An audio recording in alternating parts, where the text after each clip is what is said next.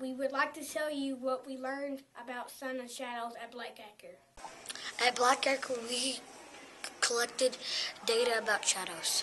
We described the length of the shadows and the direction that the shadows were stretching at 3 different times of the day.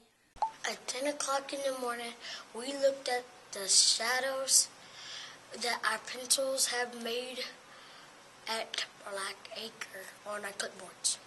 The pencils had long shadows stretching to the west. Source of light was to the east.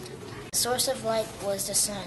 Shadows were stretching to the northwest. We checked the pencils at lunchtime and the shadows were shorter. We looked at the shadows again at 2 o'clock. Shadows were long again and going to the east. So the shadows went the opposite way. You can see on the compass, west is the opposite of east.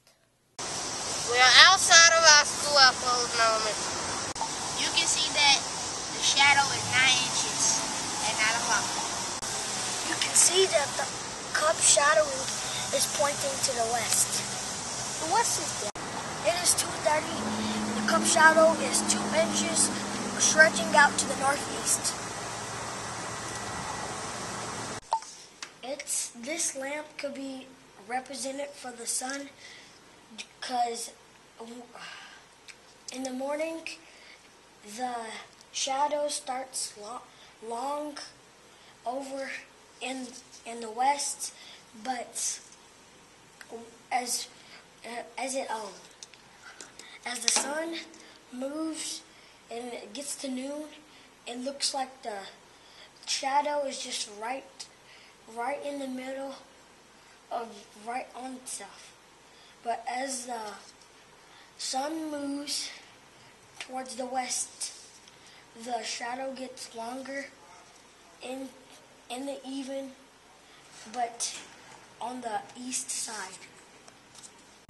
At Blackacre or any place else, the same pattern will continue every day.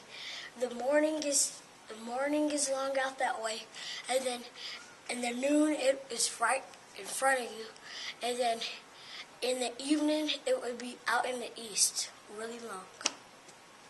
The shadows. Yeah, the shadows.